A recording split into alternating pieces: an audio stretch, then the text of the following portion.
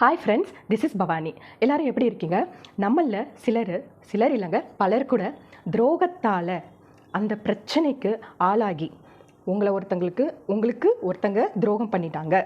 So அப்படிங்கிற பிரச்சனைக்கு ஆளாகி ரொம்ப வருத்தப்பட்டுட்டு வாழ்க்கையில் என்ன பண்ணலாம் அப்படிங்கிற மாதிரியே அதையே நினச்சி வருத்தப்பட்டுட்டு உங்கள் டைமையும் உங்கள் லைஃப்பையும் வேஸ்ட் பண்ணிட்டு இருக்கீங்களா? ஆக்சுவலாக நம்ம வியூவர்ஸ் ஒருத்தவங்க கொஸ்டின் கேட்டிருந்தாங்க, துரோகத்தாலே வெல்ல முடியுமா அப்படின்னு சொல்லிட்டு தான் கொஸ்டின் கேட்டிருந்தாங்க. ஆனால் இப்போது துரோகத்துக்கு மறுபடியும் நம்ம துரோகமே பண்ணணும் அப்படிங்கிற ஒரு இதில் பழி வாங்கிறதுக்கு துரோகம் அப்படிங்கிற அதே விஷயத்த நம்மளும் கையில் எடுத்துக்கிட்டோன்னு வச்சுக்கோங்களேன். என்ன ப்ராப்ளம் வரும்னா, மறுபடியும் என்ன ஆகும்னா, மேலும் மேலும் ப்ராப்ளம்ஸ் ஜாஸ்தி ஆக்கிட்டே தான் போகும். ஸோ அது மூலமாக ப்ராப்ளம் ஒரு சொல்யூஷனுக்கு வராது. கரெக்டாக?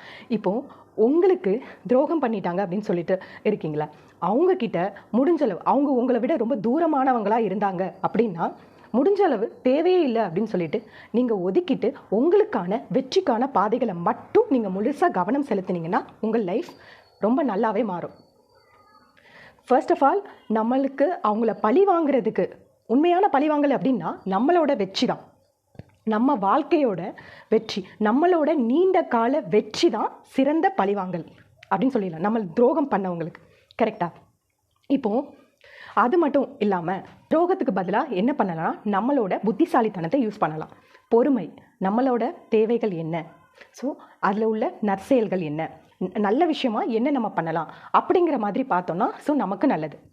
ஸோ இந்த துரோகம் பண்ணுறாங்கல்ல, கரெக்டாக, நம்மளும் பதிலுக்கு அவங்களுக்கு துரோகம் பண்ணலாம் அப்படின்னு சொல்லிட்டு அந்த முடிவெடுக்கும்போது நம்ம எந்தெந்த மாதிரிலாம் மாறுவோம் அப்படின்னு பார்த்தோன்னா, ஃபர்ஸ்ட் விஷயம் என்ன நடக்கும் அப்படின்னா, மறுபடியும் அவங்களுக்கு நம்ம துரோகம் அப்படிங்கிற ஒரு சுச்சுவேஷன் நம்ம கொடுக்கும்போது நீங்களும் மறுபடி பழி வாங்குவீங்க, அவங்களும் அதே மாதிரி அந்த மாதிரி ப்ராப்ளம்ஸ் என்னென்னா கண்டினியூ ஆகிக்கிட்டே இருக்கும். ஸோ பழிவாங்கல் அப்படிங்கிறது தொடர்ந்து போய்கிட்டே இருக்குமே தவிர அதில் ஒரு கரெக்டான ஒரு சொல்யூஷன் அவ்வளோ சீக்கிரத்தில் நடக்காது. இன்னொரு விஷயம், நீங்கள் ரொம்ப நேர்மையாக இருந்தீங்கன்னா ரொம்ப நல்லது. இவ்வளோ நாளாக நீங்கள் ரொம்ப நேர்மையாக இருந்திருப்பீங்க, யாருக்குமே எந்த கெட்டதுமே பண்ணியிருக்க மாட்டீங்க. அதே சமயத்தில் துரோகம் பண்ணுற ஆள் நீங்கள் கிடையாது, உங்களுக்கு தான் துரோகம் பண்ணிட்டாங்க. கரெக்டாக? ஸோ நீங்கள் கெட்ட பேர் உங்களுக்கு தான் உருவாகும். ஸோ உங்களோட நல்ல பேர் கெட்டு போய் உங்களோட நற்பண்பு எல்லாம் அழிஞ்சு போய் நீங்களும் அந்த கெட்டவனாக மாறுற மாதிரியான சிச்சுவேஷன் தான் நமக்கு வரும். அதுதான் இதில் முக்கியமான பிரச்சனை. இப்போது இந்த மாதிரி துரோகம்லாம் பண்ணுறாங்கல்ல, அவங்க கிட்ட இருந்து கிட்டத்தட்ட எப்படி நம்ம விலகி இருக்கிறது, அந்த ப்ராப்ளம் எப்படி சால்வ் பண்ணுறது, முடிஞ்சளவு நம்மளோட மென்டாலிட்டி கேரக்டர் மூலமாக நம்ம முடிஞ்சளவு சால்வ் பண்ணிக்கலாம். ஃபர்ஸ்ட் ஆஃப் ஆல், அவங்க துரோகத்திலேருந்து விலகிக்கிறதுக்கு முதல்ல ஸ்டார்டிங்லேயே நம்ம என்ன பண்ணால், ஒருத்தங்க கிட்ட நம்ம செலக்ட் பண்ணுற விஷயம் எதுவாக இருந்தாலும் சரி, நம்ம ஒரு விஷயத்தை சூஸ் பண்ணுறோம், நம்மளோட லைஃப் பார்ட்னராக இருந்தாலும் சரி, ஒரு ஒர்க்காக இருந்தாலும் சரி, எதுவாக இருந்தாலும் சரி, நம்ம ஃப்ரெண்ட்ஸாக இருந்தாலும் சரி, எல்லாமே நம்ம பேசுவோம், பழகுவோம். நம்ம என்ன பண்ணோம், அவங்க கொஞ்சம் பேசுகிறதுக்குள்ளே முழுசாக நம்ம ஃபர்ஸ்ட் ஆஃப் ஆல் அவங்கள நம்பிடுறோம். பெரிய பிரச்சனைக்கு காரணமே அவங்கள முழுசாக நம்புறது தான். கரெக்டாக? நம்ம முழுசாக நம்பணும் போது அவங்க என்ன பண்ணிடுறாங்களா, நம்மளை ரொம்ப ஈஸியாக ஏமாற்றிடுறாங்க. ஸோ முதல்ல அவங்க உண்மையிலே நல்லவங்க தானா முடிஞ்சளவு ஆராய்ஞ்சு கொஞ்சம் புரிஞ்சுக்கிட்டு அதுக்கப்புறம் அவங்கக்கிட்ட நெருக்கமாக ஆகுங்க. அதுக்கு முன்னாடி நம்ம ரொம்ப நெருக்கமாகிறது நமக்கு ரொம்ப தேவையே கிடையாது.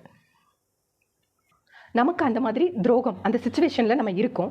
ஸோ உண்மையிலே அவங்க உங்களுக்கு ரொம்ப நெருக்கமானவங்களா, எதனால் இந்த பிரச்சனை நடந்துச்சு, அவங்க ஏன் நமக்கு துரோகம் பண்ணாங்க, என்ன ப்ராப்ளம் அப்படிங்கிறது, கண்டிப்பாக இவங்க இப்படி பண்ணுறவங்களா அப்படிங்கிறதெல்லாம் கொஞ்சம் பொறுமையாக யோசித்து பாருங்கள். அதே சமயத்தில் இன்னொரு விஷயம் என்னென்னா, இந்த மாதிரி பண்ணிட்டாங்க அப்படிங்கிற டைம் என்னென்னா, நீங்களே ஒரு உணர்ச்சி வசப்பட்டு கோவத்தால், சில டைம் ரொம்ப விரக்தியால், ஏன்னா ஃபுல்லாக இருந்து அழுதுட்டு உங்களோட நாட்கள், உங்களோட வெற்றி, உங்களோட டைம் எல்லாத்தையும் முழுசாக வேஸ்ட் பண்ணிவிட்டு அப்படியே ஒடிஞ்சு போயிடாதீங்க. யோசிங்க, நெக்ஸ்ட்டு அதுக்கான உங்களோட லைஃப்பை நெக்ஸ்ட்டு வேலை என்னன்னு கொஞ்சம் பாருங்கள். உங்களோட வெற்றிக்கு உங்களோட திறமையை வளர்த்துக்கொள்ளுங்க. உங்களுக்கான வேல்யூவில், அதாவது உங்களுக்கான ஒர்க்கில் நீங்கள் கொஞ்சம் ஃபோக்கஸ் பண்ணிவிட்டு நீங்கள் வெற்றி அடைகிறதுக்கு உண்டான வேலையை பண்ணுறதுக்கு ரெடி ஆகுங்க. கஷ்டமாக இருந்து ப்ராப்ளம்ஸ் அந்த அளவுக்கு இருந்தாலும் முடிஞ்சளவு அதிலிருந்து தவிர்த்து கொள்றதுக்கு. ஸோ நம்மளோட வேலைகளை நம்ம கண்டினியூஸாக நம்ம பண்ணும்போதே இந்த மாதிரி ப்ராப்ளம்ஸ் நம்ம முடிஞ்சளவு சரி பண்ண முடியும். மறுபடியும் நீங்கள் துரோகம் உங்களுக்கு பண்ணாங்கல்ல, உங்கள் முன்னாடி மறுபடியும் அவங்க நின்னாங்க அப்படிங்கிற சிச்சுவேஷன்லேயும் மறுபடியும் அவங்களுக்கு செகண்ட் சான்ஸ் கொடுக்கணுமா வேண்டாமான்னு ரொம்ப யோசித்து முடிவெடுங்க. ஒரு டைம் ஏமாந்துட்டு மறுபடியும் கண்டிப்பாக அவங்க முழுசாக மாறியிருப்பாங்க, நல்லவங்களாகவும் மாறியிருப்பாங்கன்னு சொல்ல முடியாது, கெட்டவங்களாகவும் மாறியிருப்பாங்கன்னு சொல்ல முடியாது.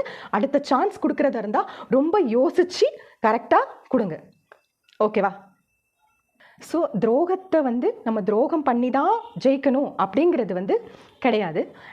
எக்ஸாம்பிளுக்கு நம்ம இந்திய நாட்டில் சுதந்திர போராட்டம் நடந்திருக்க டைமில் நம்ம மகாத்மா காந்தி என்ன பண்ணுவாருன்னா, அவ்வளோக்குள்ள அவங்க எதிராளிங்க பிரச்சனை பண்ணிகிட்டு இருக்கும்போதும் அவர் அகிம்சையும் பொறுமையும் நேர்மையும் பின்பற்றுவார்.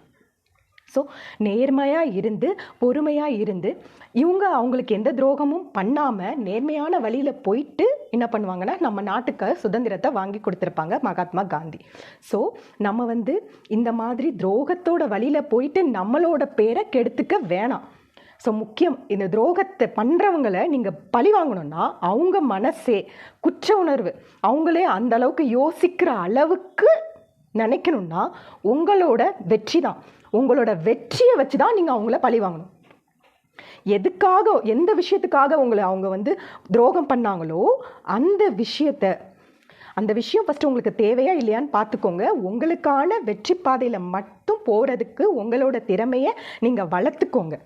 கண்டிப்பாக வளர்த்துக்கிட்டு உங்களோட நீண்ட கால வெற்றியை அந்த வெற்றி மூலமாக அவங்கள நீங்கள் பழி வாங்குங்க.